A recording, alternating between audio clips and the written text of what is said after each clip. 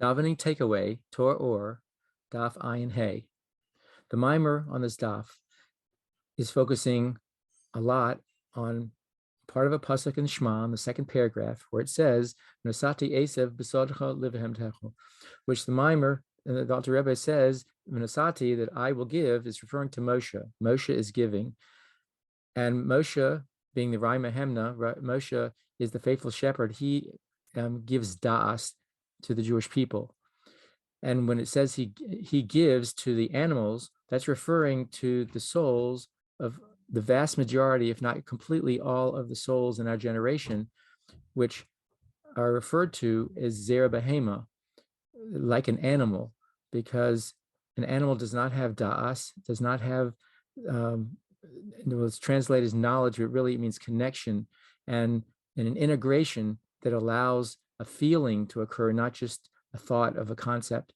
And so we who have a difficult time actually integrating and creating feeling for Hashem, Moshe gives us the da'as, gives that connection to allow our souls to make that connection. And so it's expressed in terms of giving grasses to the fields.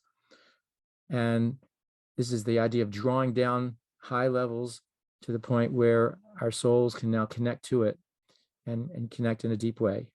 To really do justice to this, one has to really learn this mimer.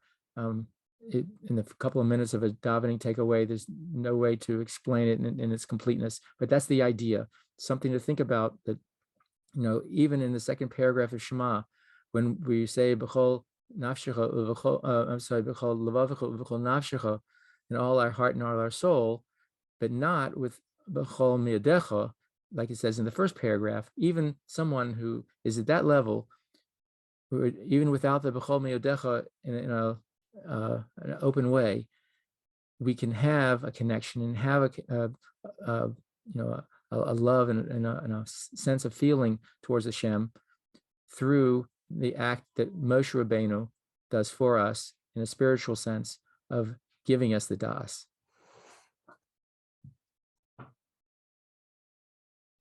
Davening takeaway, Torah Ohr, daf ayin hey.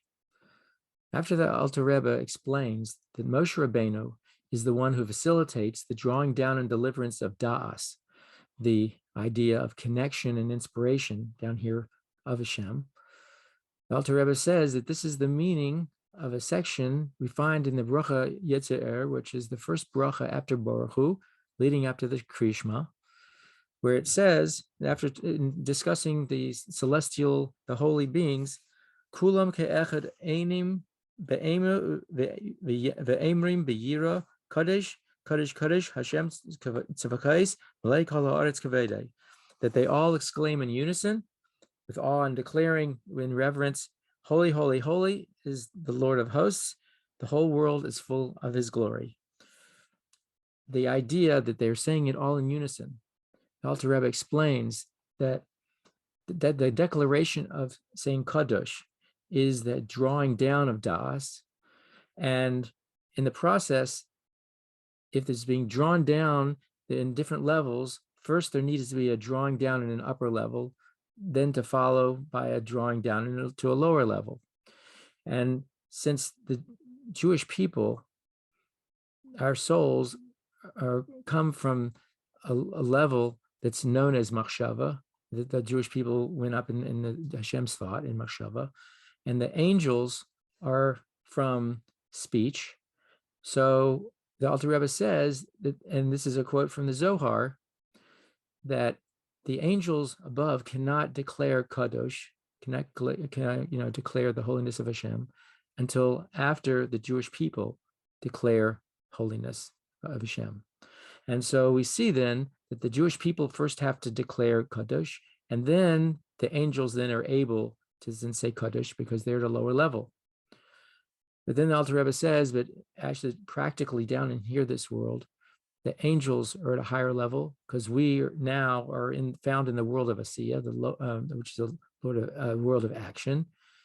And so from speech to action, speech is higher than action. And so the Jewish people can't declare holiness, can't declare Kadosh until the angels declare Kadosh.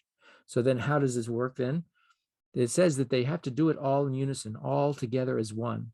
And by doing it together as one, each one facilitates the other and allows that drawing of das to come down. And that's what it means when it says kulam ke'echad einim, that everyone together declares the greatness of the holiness of Hashem. And so, and we see this as also a hint of the same idea that when we see, and after the Shema, after the Midah, heading back down the ladder, there's a section called Uvelat Tzion, and it also says Kaddish, Kaddish, Kaddish. And then there's the Aramaic translation explanation of that, and it says V'kablim dain midain, that some receive from the others, and that also is a declaration that one receives from the other, but at the same time the other receives from that one, and so it is that unity of how all work together.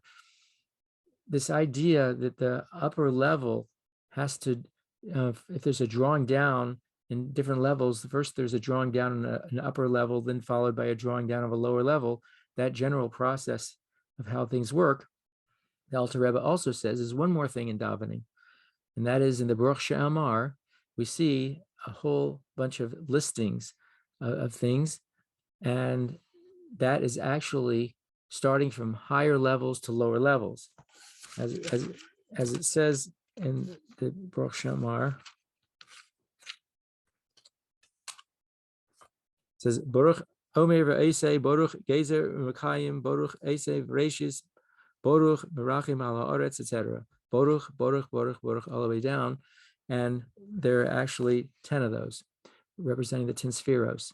And it's explained that in the kavanas of Baruch She'amar, we first start with a higher level, and then work our way down. And because there has to first be an initial drawing down, and Baruch means drawing down, that we first start at a higher level and work our way down. And at the end of those 10, that 10th one is Malchus. And from Malchus, then we start the process of moving back up slowly through the process in Pesukei Zimra. And so we see that same kind of energy pattern from, starting, drawing down above and then drawing down below.